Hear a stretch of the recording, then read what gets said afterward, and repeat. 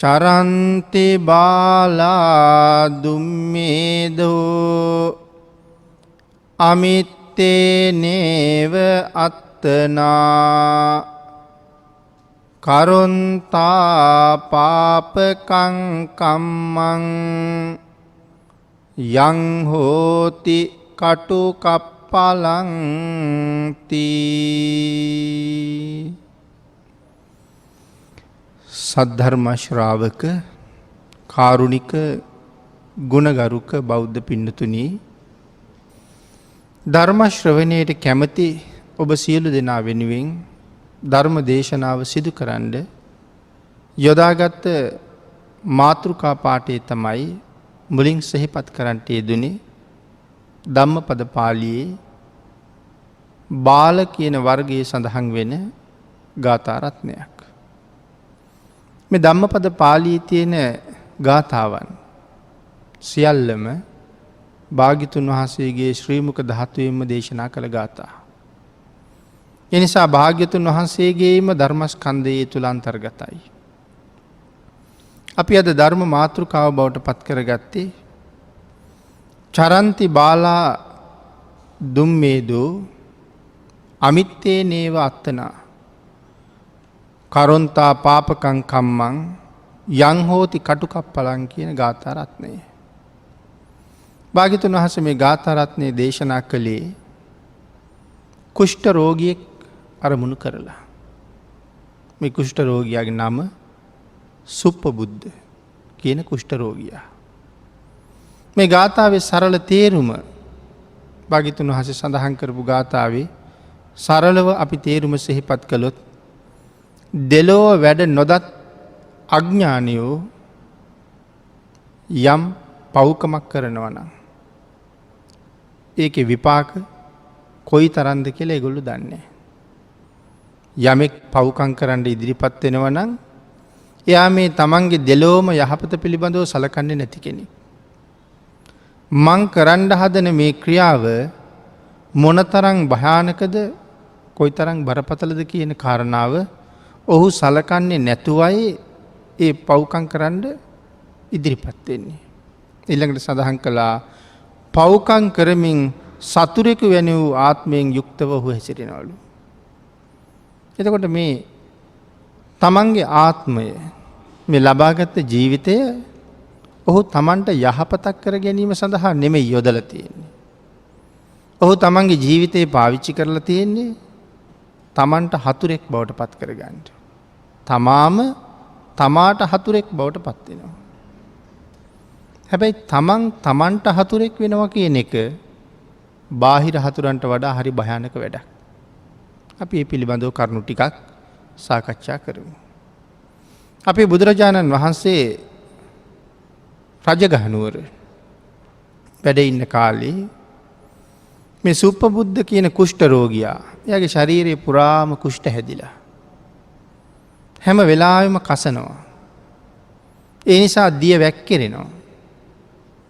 මිනිස්සු කැමති නෑ එයා ළඟට ගන්න. ගෙදර අයත් එයාට පිළිකුල් කරනවා. සමාජයට යනකොට සමාජයත් පිළිකුල් කරනවා. බණමඩුවට ගියහම බණමඩුවට එනවට කවුරුවත් කැමතිත් නෑ. ඒ නිසා මෙයා බණ අහන්නේ හැමදාම එළියට වෙලා. මොකද නිරන්තරයෙන් එයාගේ ශරීරයේ අර තුවාල වලින් දිය ගලනවා. බිබිලි කහනකොට කැඩිලා තෙත් වෙච්ච ඇඳුම් වලින් වගේ යුක්තව තමයි ඉන්නේ. ඒ නිසා කවුරුත් පිළිකුල් කරනවා. පිටපැත්තට වෙලා ධර්ම ශ්‍රවණය කළත් සුප්පබුද්ධ එක දවසක් සෝවාන් ආර්ය මාර්ග ඵලය ලබා ගත්තා. බොහෝම ශ්‍රද්ධාවන්ත කෙනෙක්.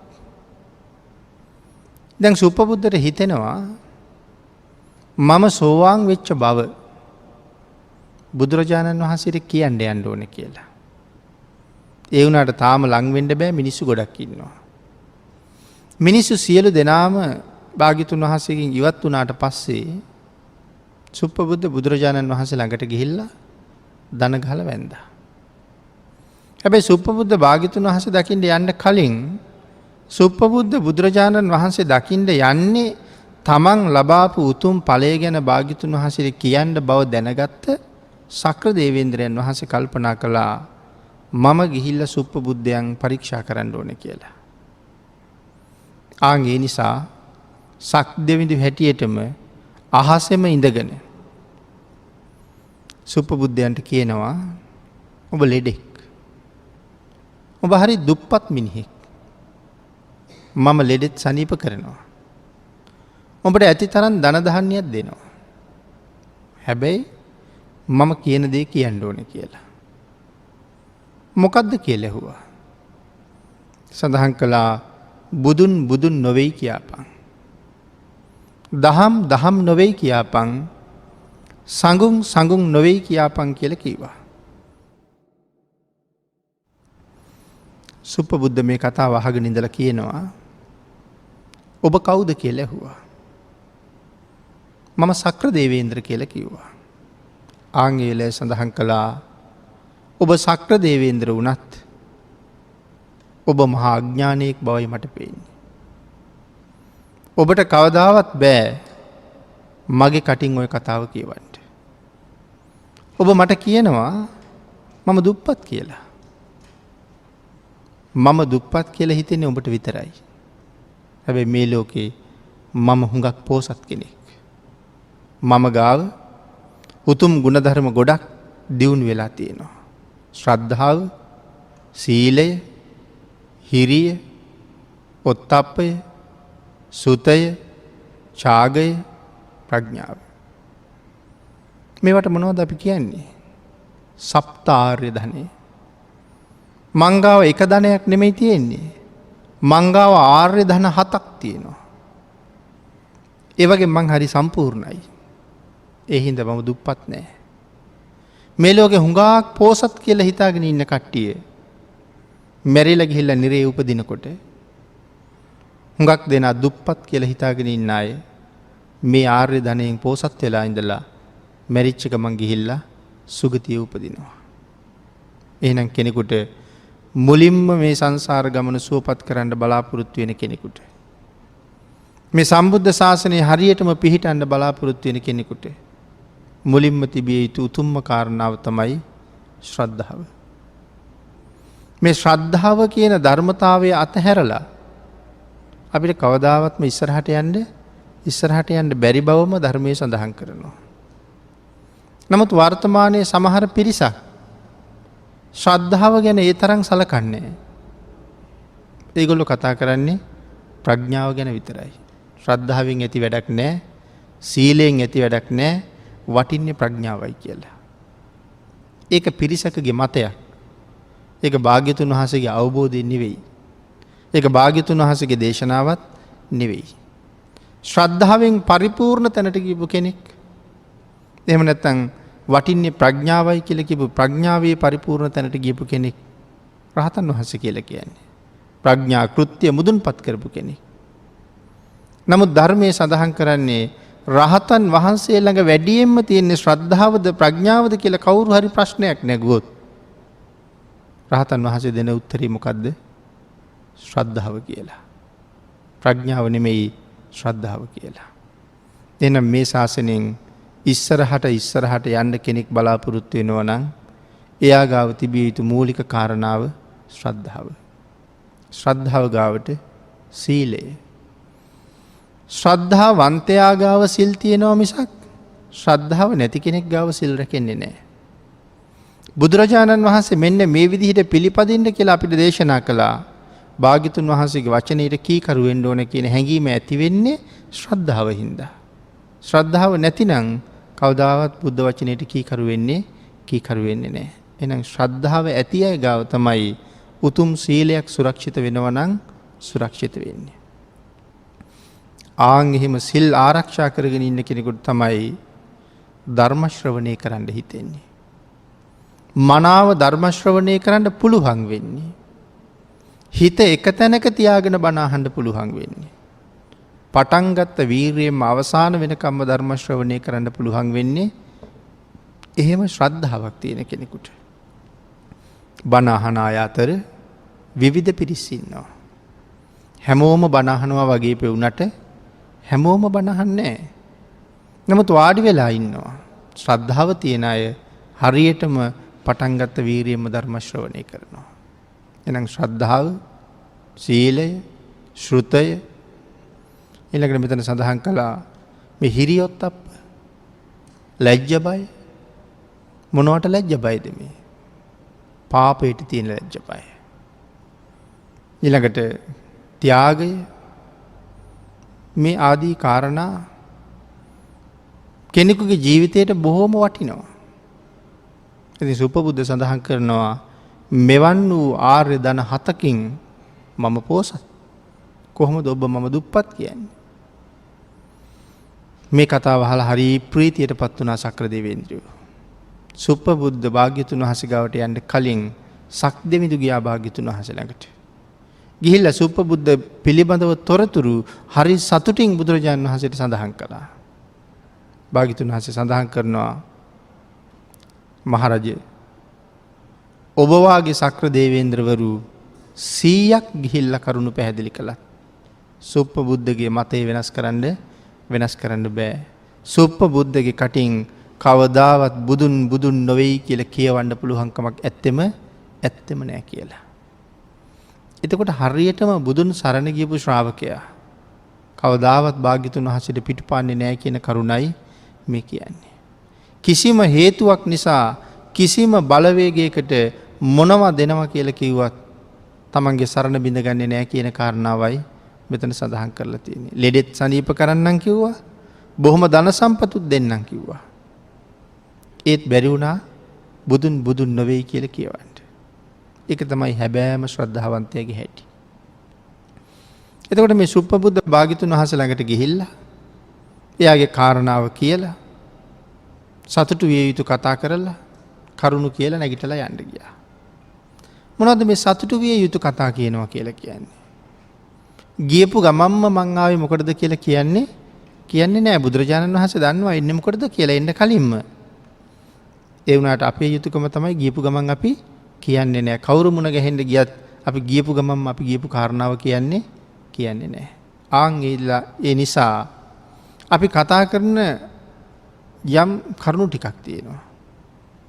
සුප්පබුද්ධත් භාග්‍යතුන් වහන්සේ ළඟට ගිහිල්ලා එහෙමයි සතුටු විය යුතු කතා. ස්වාමීනි සනීපෙන්න භාග්‍යතුන් වහන්සේට මෙච්චර වෙලා ධර්ම දේශනා කරලා වෙහෙසද? අද උදේ පිණ්ඩපාතේ වැඩියද? මේ ආදී කාරණා ටිකක් ඉස්සරලා අහනවා. සතුටු විය යුතු කතා කියලා කියන්නේ ඒවට. එහෙම ටිකක් කතා බහ කරලා තමයි කරුණු කියන්නේ. ඉතින් මෙයා ස්වාමීනි මම සතර පායෙන් මිදුණා. බොහොම ශ්‍රද්ධාවෙන් කියලා භාග්‍යතුන් වහන්සේ ගාවින් පිට වෙලා ගියා. ආන්ගේ යන ගමනේ මේ සුප්පබුද්ධට එළදෙනක් ඇනලා මැරෙනවා. යක්ෂණියක් තමයි එළදෙනෙක් ගෙවෙස් අරගෙන ඉන්නේ. තරුණ එළදෙනෙක් ගෙවෙස් අරන් ඇවිල්ලා ඇනලා මරලා දානවා. එතකොට භික්ෂූන් වහන්සේලා මේ කාරණාව දැනගෙන බුදුරජාණන් වහන්සේගෙන් ඇහුවා ස්වාමීනි සුප්පබුද්ධ මග මැරිලා. සුප්පබුද්ධ කොහේ ඉපදුනාද? භාග්‍යතුන් වහන්සේ සඳහන් කළා සුප්පබුද්ධ තව්තිසාවේ උප්පත්තිය ලැබුවා කියලා. එතකොට ඇයි සුප්පබුද්ධ මෙහෙම මග මැරුණේ? මොකක් හරි කරුමයක් තිබුණාද? ඒ කාරණාවත් භාග්‍යතුන් වහන්සේ වෙනම විස්තර කරලා දුන්නා. මේගොල්ලෝ පෙර භවයක කාන්තාවක් මරණයට පත් කළා. තව කුමාරවරු 4 දෙනෙක්. බොහෝම ධනවත් ඒගොල්ලෝ. අනික් අය දන් දෙනකොට මේ ධනවත් කුමාරවරු මොනවද කරන්න කියලා කල්පනා කළා. එක එක්කෙනා එක යෝජනා කළා. අන්තිමට කෙනෙක් යෝජනාවක් කළා අපි නිදහස් තැනකට ගිහිල්ලා හොඳට රාරක්කු බීලා විනෝද වෙමු කියලා. ඒක හැමෝම අනුමත කළා. ගමේම අය ප්‍රදේශෙම අය දන් දෙනවා. නමුත් මේ ධනෙන් සියලු දෙනාට වඩා ඉහළම ඉන්න අය තමයි මේ යෝජනාව මේ සාකච්ඡාව කරන්නේ. අර රාරක්කු බීලා සතුටු වෙමු කියප එකට හැමෝම කැමති වුණා. ඒකට තවත් ටිකක් කෙනෙක් එකතු කළා අපි තනියම යනවට වඩා කාන්තාවකුත් එක්ක යමු කියලා. 4 දෙනාම මුදල් ගෙවන පොරොන්දුවට වෛශ්‍යාවක් තමයි මිලට ගත්තේ. ඇයට ආභරණත් අරගෙන දුන්නා. ඇඳුම් පැළඳුනුත් අරන් දුන්නා. හවස මුදල් ගෙවන්නත් පොරොන්දු වුණා. නමුත් හවස මේ අයම කතා කළා මෑයට මුදල් ගෙවන්නේ මොකටද? අපි අරගෙන දීපු ආභරණත් අරගෙන අපි අරගෙන දීපු ඇඳුනුත් අරගෙන මෑ මරලා දාලා යන. මොකද ඇය අපි ගාව ඉන්න බව දන්නේ අපි විතරයි. අර කාන්තාව අසරණයි. නමුත් ඉතින් ඇය කල්පනා කළා මට වෙන කරන්න දෙයක් නැහැ. මේ මිනිස්සුયો නෙමෙයි. මිනිස්සුන්ට එහෙම කරන්න බෑ කවදාවත්. හැබැයි මම දන්නවා කරන්න ඕනේ වැඩි. මම යක්ෂණියක් වෙලා හැම භවයකම උඹලගෙන් පරිගන්නවා කියලා හිතුවා. මේගොල්ලෝ ඇය මරලා දාලා ගියා. ආන්ගේ තැනැත්තිය තමයි දිගින් දිගටම මේගොල්ලන්ට මේ කරදර කරන්නේ. භාග්‍යතුන් වහන්සේ සඳහන් කරනවා මේ වෙනකොට මේ සුප්පබුද්ධ ඔය එළදෙනගෙන් මැරුම් කාලා තියෙනවා 100 වතාවක්. එක එක ආත්මවල එක එක හැටියට. නමුත් ඒ අර තැනැත්තියම තමයි. එතකොට මේ සුප්පබුද්ධ විතරක් නෙමෙයි මෙයත් එක මේකට සම්බන්ධ වෙච්ච තව 4 දෙනෙක් ඉන්නවා. කවුද 4 දෙනා? අපේ ශාසනයේ මේ 4 දෙනා ගැනමත් කතා කරනවා. එක්කෙනෙක් පුක්කුසාති මහරජුරු. අපේ ශාසනයෙන් අනාගාමී වෙනවා.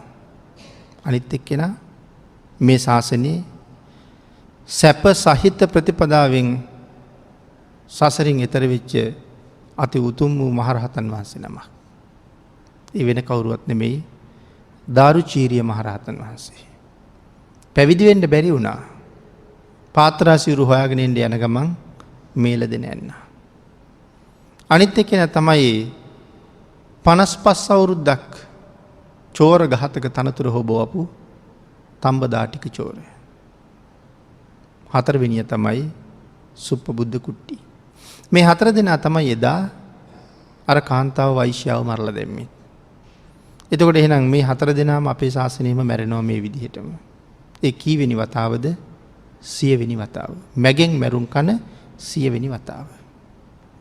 නමුත් වෛරය කියන එක කොයි තරම් බලවත්ද? අපේ භාග්‍යතුන් වහන්සේ ද්වේෂය වෛරය වගේ දේවල් අපේ ජීවිතවලින් එලවලාම දාන්න කියලා දේශනා කළේ හින්දා. එදා මේගොල්ලෝ ලොකු කර්මයක් කරපු බව ඇත්ත. සුප්පබුද්ධ කුට්ටි මේ වෙනකොට තව්තිසාවේ ඉපදිච්ච කෙනෙක්. දාරුචීරිය මහරහතන් වහන්සේ සංසාරයෙන් එතර වෙලාම යන්න ගියා. පුක්කුසාති මහරජුරු අනාගාමී නිසා බඹලොව ඉපදුනා. තම්බදාටික චෝරත් මහත් උතුම් වූ කල්යාණ මිත්‍රයෙක් ජීවිතයේ අවසන් කාලේ මුණ ගැහිච්ච නිසා 55 අවුරුද්දක් මිනි මරපු කර්මයේ පසෙක දාලා තව්තිසාවෙම ඉපදුනා.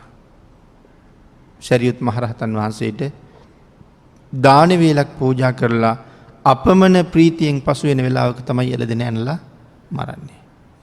ඒ නිසා තව්තිසාවෙම ඉපදෙනවා. භික්ෂුන් වහන්සේලාට ප්‍රශ්නයක් ආවා. මේ මහා චෝර ඝාතකයා කොහොමද තව්තිසාවේ ගියේ කියලා. භාග්‍යතුන් වහන්සේ සඳහන් කළා මහණෙනි අවසාන කාලේ ඔහුට හම්බුනේ එසේ මෙසේ සත්පුරුෂයෙක් නෙවෙයි කියලා. ආන්ගේ පිහිටෙම්ම දෙව්ලොව ගිහිල්ලා ඉපදුනා. ඉතින් එතකොට අර යක්ෂණිය සෝවාන් ආර්ය ශ්‍රාවකෙක් මරණයට පත් කළා. මහා කුසලයක්. සාමාන්‍ය කෙනෙක් මරුවා වගේ නෙමෙයිනේ. අනාගාමීන් වහන්සේ නමක් මරණයට පත් කළා. තවත් බලවත් වුණා. මහරහතන් වහන්සේ නමක් මරණයට පත් කළා. ආනන්තරීය කර්මයක් කරගත්තා. ඇය මේ වෙනකොටත් අවීචී දුක් විඳිනවා. ඒ කර්මය නිසා. භාග්‍යතුන් වහන්සේ මෛත්‍රී පිළිබඳව කරුණු සඳහන් කරනකොට භික්ෂූන් වහන්සේලාට දේශනා කළා හරස් කියතක් අරගෙන ඇවිල්ලා තමන්ගේ කඳ මැද්දෙන් දෙකට කපන කෙනාටත් මෛත්‍රී කරන්න කියලා.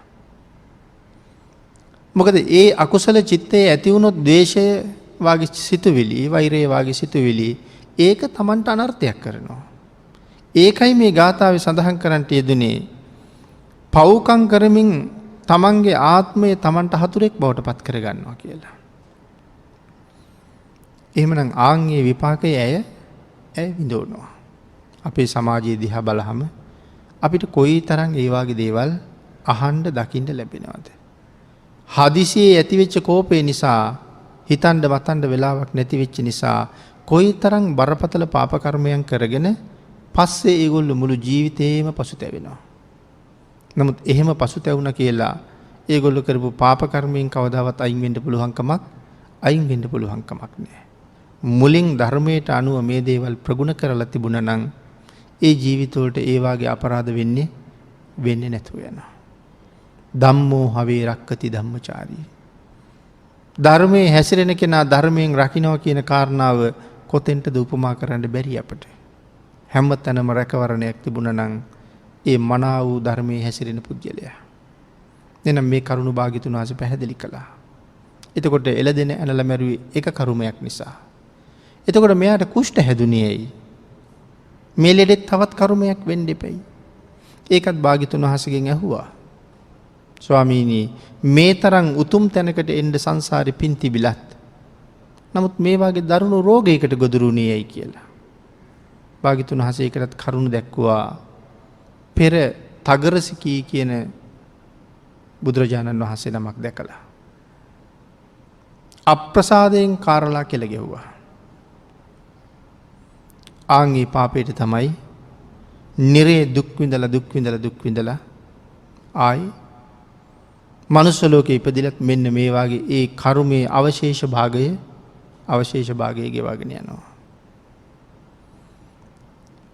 ඒ කුෂ්ඨ රෝගය හැදුනේ ඒ වාගේ අකුසලයක් නිසා. එතකොට දැන් මේ කාරණා දෙකකින් අපිට පෙන්නවා කර්මය කියන ධර්මතාවය කොයිතරම් ප්‍රබලද කියන කාරණාව. සත්වයා හොයාගෙන සසර පුරාම විපාක දීගෙන එනවා.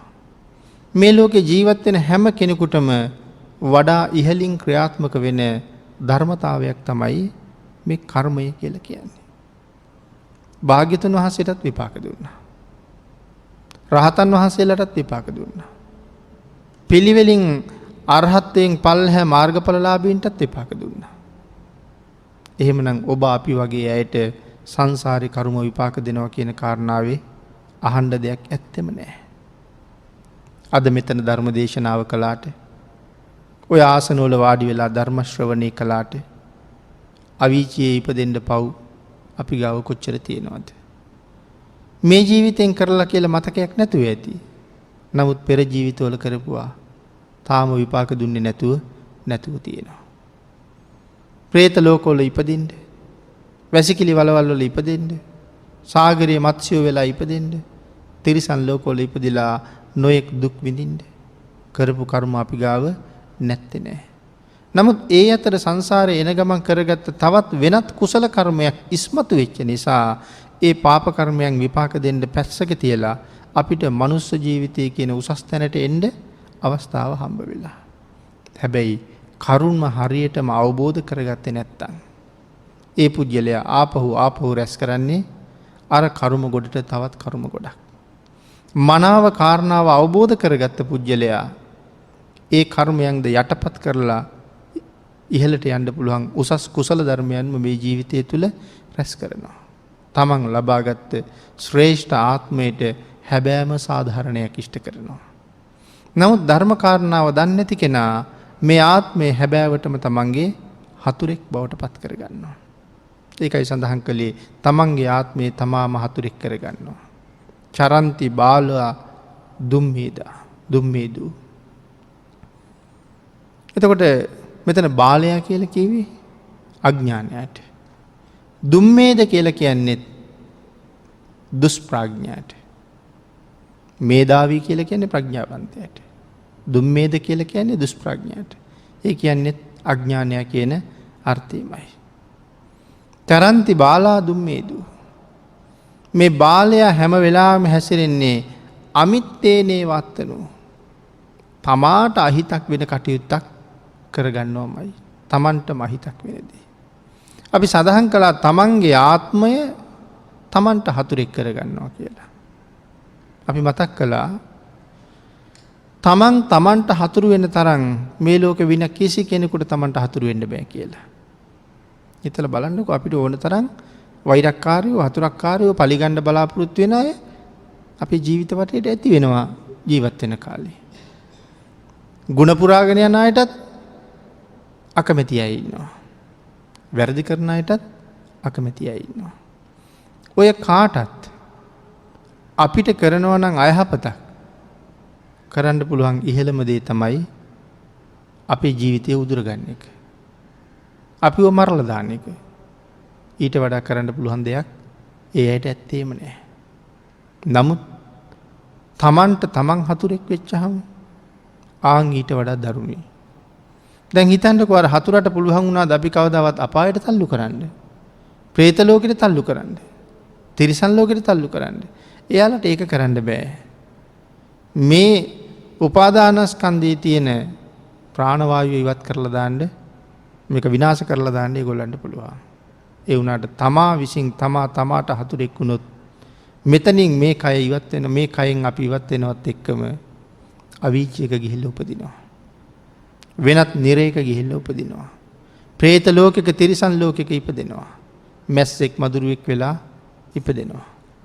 කූඹියෙක් කෝඳුරුවෙක් වෙලා ඉපදෙනවා. මේ ඉපදිලා ඉන්න සියලුම තිරිසන් සත්තුන්ට මනුස්ස ජීවිතයක් තිබුණා කියන කතාව භාග්‍යතුන් වහන්සේ පැහැදිලි කරනවා. කූඹියා දිහත් බලලා කල්පනා කරනොනේ එයාටත් මට වගේ මනුස්ස ජීවිතයක් තිබුණා. මදුරුවා දිහා බලලත් කෝඳුරුවා දිහා බලලත් ඒකම හිතන්න ඕනේ එයාටත් අපිට වඩා වගේ ජීවිතයක් තිබුණා. මහ පොළොව හාරන කොටත් පණුව හම්බ වෙනවා. අසූචි ගොඩවල් වලත් පණුව දකිනවා.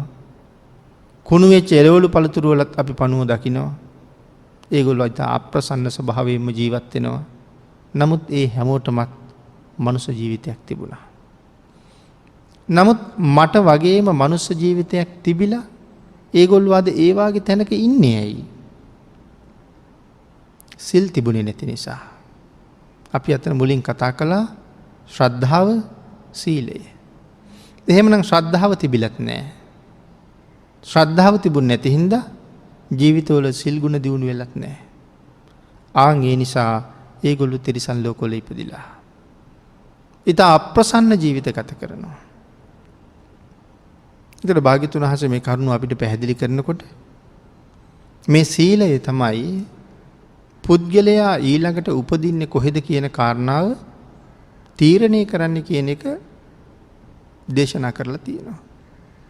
සීලයෙන් තමයි තීරණය වෙන්නේ කොහෙද උපදින්නේ කියලා. සීලය හැර වෙනත් දාන ආදී බොහෝ කුසල කර්මයන් කරලා තිබුණත් ඒ දේවල් වලින් උපදින තැන තීරණය කරන්නේ නැති බවම භාග්‍යතුන් වහන්සේ පැහැදිලි කරනවා. එතකොට දාණයට පුළුවන් වෙන්නේ ඉපදුනාට පස්සේ ලැබෙන්නේ මොනවද කියලා තීරණය කරන්න. ගෙවල් දොරවල් හදලා දීලා තියෙනවා වෙන්න පුළුවන්. ආහාර පාන දන් දීලා තියෙනවා වෙන්න පුළුවන්. යාන වාහන දන් දීලා තියෙනවා වෙන්න පුළුවන්. වතු පිටි ඉඩ කඩන් දන් දීලා තියෙනවා වෙන්න පුළුවන්. ඒ හැම දෙයකම විපාකය අපිට එන්නේ කොහේ හරි තැනක ඉපදුනාට පස්සේ. කෙනෙක් ඒ වාගේ මහා පිංකම් ගොඩකුත් කරලා තියෙනවා. නමුත් සිල් තිබුණේ නැති නිසා එයා තිරිසන් ලෝකෙ ඉපදෙනවා. හැබැයි අර කුසලය ඍජුවම අපිට විපාක දෙන්නේ නැහැ තිරිසන් ලෝකෙ. මොකද අපිට වාහනයක් ලැබෙන්න තියෙන කුසලයේ තිරිසන් ලෝකෙදි හම්බ වෙන්නේ නැහැ. හොඳ නිවාස හම්බ වෙන්න තියෙන කුසලයේ තිරිසන් ලෝකෙදි හම්බ වෙන්නේ නැහැ. එහෙනම් තිරිසනුන්ට භුක්ති විඳින්න බැරි දේවල් එහෙදි හම්බ වෙන්නේ නැහැ. එහෙමනම් දැන් අපි මනුස්ස ලෝකෙ ඉපදිලා ඉන්නවා. හැබැයි මතක තියාගන්න ඕනේ අපි හැමෝම තිරිසන් ලෝකේ උපද්දවන්න ඕන කර්ම අපි ගාව ඕන තරම් තියෙනවා. තිරිසනෙක් හැටියට ඉපදිලා විඳින දුක මේ මනුස්ස ලෝකෙදී අපිට විපාක දෙන්න බැරි හින්දා ඒ අකුසල් එහෙම්ම බලාගෙන ඉන්නවා. හැබැයි මෙතනත් අකුසල් රැස් කර ජීවත් වෙලා මෙහෙන් මැරිච්ච ගමන්ම අර අකුසලුත් එකතු වෙලා ආය සංසාරේ ආත්ම සමහරට කෝටි ගානකට ගොඩ එන්න බැරි වෙන්න මේක විපාක දෙනවා. අපි ඉන්නේ මහ ලොකු අනතුරක. එසේ මෙසේ සුළුපටු අනතුරක නෙමෙයි අපි ඉන්නේ. මහ භයානක අනතුරක් ළඟ ඉන්නේ. ආන් ඒ හින්දා වහ ඒ අනතුරෙන් එතර යන්නම කටයුතු කරන්න ඕනේ. හැම මොහොතකම ජීවිතේ සිහියෙන් කල්පනාවෙන් කුසලයෙන්ම පුරවන්න ඕනේ. හරියට කොයි වගේද ලැබුගින්නක් පැතිරිලා එනවා. අපිට ආරංචි වෙනවා එහා ගමත් ලැබුගින්නට බිලි වුණා. ඊළඟ ගමත් ලැබුගින්නට බිලි වුණා. අපේ ගමටත් ලැබුගින්න ඇතුල් වෙලා දැන් ගම පටන් ගන්න තැන තියෙන ගෙවල් දවාගෙන එනවා. තාමත් අපි අපේ ගෙදරට වෙලා ඉන්නවද? නෑ. අපිත් යට වෙන බව දන්න නිසා ගෙදරින් බැහැලා ගින්නට ප්‍රතිවිරුද්ධ පැත්තට අපි වේගෙන් යන්න තමයි උත්සාහ කරන්නේ ගින්නෙන් බේරෙන්න. වෙනතුනි මේ සංසාරේ අපි රැස් කරගත්ත කර්ම ප්‍රවාහයත් මහ ලැබුගින්නක් වගේ. අපි අද මෙතන වාඩි වෙලා හිටියට පෙර අකුසල කර්මය මේ වෙනකොට ටික අපිට ලං වෙවි ඉන්නවා.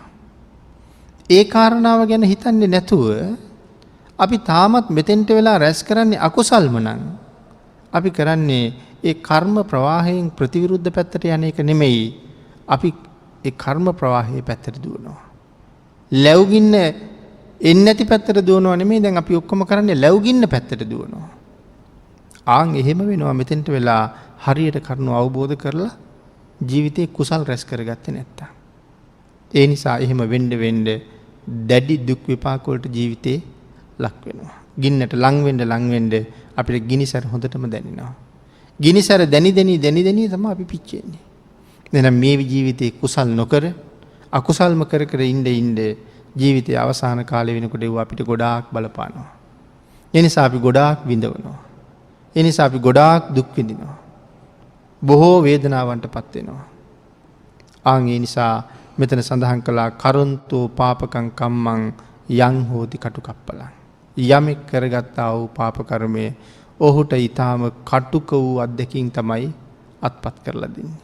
මේ ජීවිතේ දුකකටපත් වෙනවා. අපි කරන හැම කර්මයකින්ම කොටසක් මේ ජීවිතෙන් විපාක දෙන්න බොහෝ වෙලාවට බලපානවා. ඒකෙන් වැඩි කොටසක් මරණයෙන් පස්සේ විපාක දෙනවා. යම් කෙනෙක් නිරයක වැටුනොත් ආයුෂ ප්‍රමාණය මෙච්චරයි කියලා සීමා කරන්න බැරි තරම් බොහොම දුක්ඛදායකයි. අපේ බුදුරජාණන් වහන්සේ නම් කෙනෙක් නිරයට යනවට කැමති වුණේම නැහැ. ඇයි? ඒ නිරා දුක ඒ තරම්ම භයානක නිසා. ඒක වචන වලින් වචන කරලා කියන්න අපිට තේරෙන්නේ නැහැ. අපිත් මේ නිරේවල දුක් විඳපු වාර අනන්තයි අප්‍රමාණයි. නමුත් ආයේ එහෙන් නිදහස් වෙලා මොකක්ද කුසල කර්මයකින් මෙහාට ආපු නිසා ඒ තැන් වලින් නිදහස් වෙලා මැරිලා ඇවිල්ලා මෙහි ඉපදිච්ච හින්දා අපිට නිරේ විඳපු දුක් අන්දරාව මතක නැහැ. නමුත් භාග්‍යතුන් වහන්සේ ඒක හොඳට දන්නවා. ඒ නිසායි කැමති උනේ නැත්තේ කෙනෙක් නිරේට යනවට. හරියට නිකන් අපි සමහරලාට දකින්න ඔය ගිනි කඳු වගේ දේවල් ක්‍රියාත්මක වෙනකොට ලාවා උණු වෙලා පැහෙන හැටි අන්තර්ජාලයේ මොන තරම් අපි හිව දකින්නවා. ලොකු හැලියක් වාගේ වටේට කඳු ඉතුරු වෙලා මැද්ද පැහෙනවා. අර වතුර බුබුලු දදා පැහෙනවා වගේ. තනිකරම රතු පාට ගින්දර. ඒක දිහා බලාගෙන කෙනෙකුට කල්පනා කරන්න පුළුවන් වුණොත් මේක නිරේද කියලා. ඒක නිරේ නෙමෙයි. ආන් ඒ ලාවා හැලියේ ලාවා වල මොන තරම් බිහිසුණුද? ආන් ඒ වාගේ 100,000 ගුණයකින් බිහිසුණුයි නිරය. කෙනෙක් නිරයෙන් බේරගන්න ඉන්නකොට තව කෙනෙක් නිරයට යනවා වෙන්න පුළුවන්. හැබැයි භාග්‍යතුන් වහන්සේ නිරයට යන කෙනා බේරනවට වඩා අනික් කෙනා නිරයෙන් නිදහස් කරන්න කටයුතු කළා. නිරයට යන්න බොහෝ පව් තියන අය බේරගන්න කටයුතු කරනවට වඩා බේරෙන්න පින් තියෙන කෙනා බේරගත්තා. මාගන්දියාගේ අම්මටයි තාත්තටයි සෝවාන් වෙන්න පින් තියෙනවා. භාග්‍යතුන් වහන්සේ මහා කරුණා සමාපත්තියෙන් දැකලා මාගන්දියාගේ ගෙදරට වැඩියා. ඒ අම්මා තාත්තට පින් තියෙන හින්දා. හැබැයි දන්නවා මේ දෙන්න බේරෙනකොට දුව වීචිට යනවා කියලා.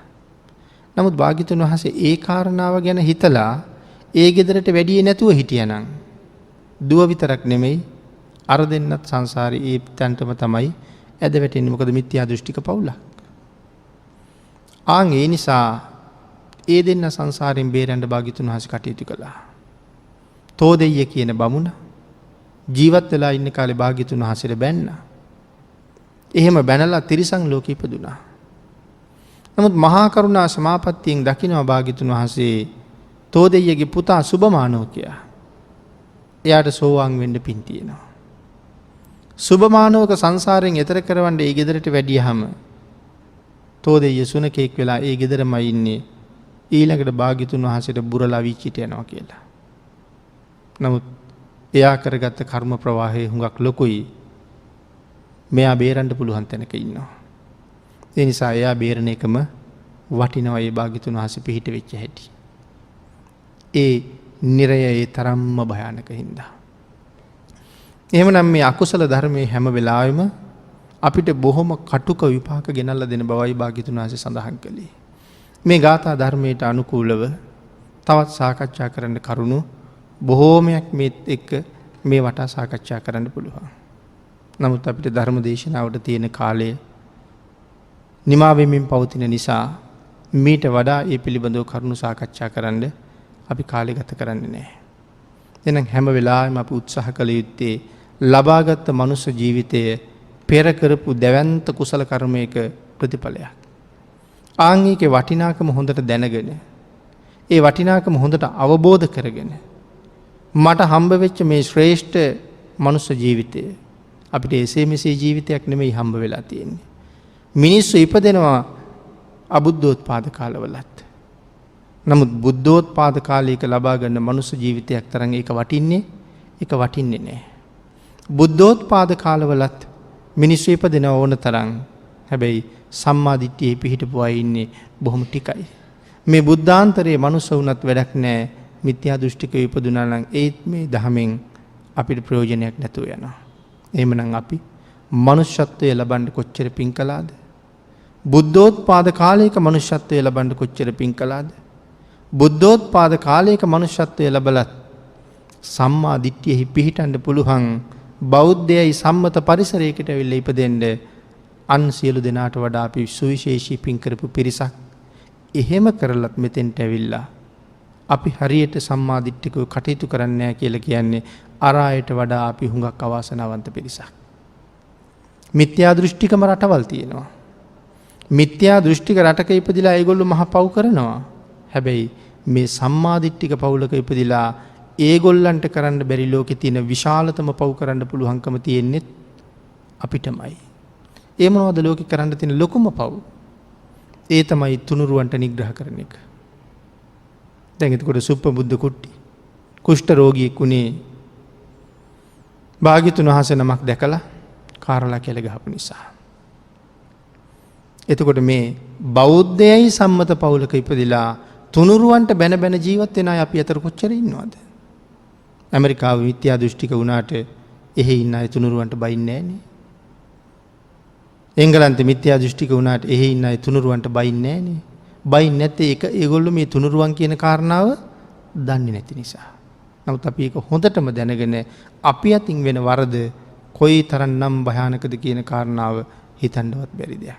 ආන් මේ කරුණු පිළිබඳව දැනගෙන අවබෝධ කරගෙන තුනුරුවන්ට පූජා කරපු උතුම් වූ ජීවිතයකින් යුක්තව බොහෝ කුසල් රැස් කරගෙන බොහොම සතුටු සිතින් යුක්තව මරු වැළඳ ගන්න පුළුවන් අවස්ථාවක අපි ඉන්නවා.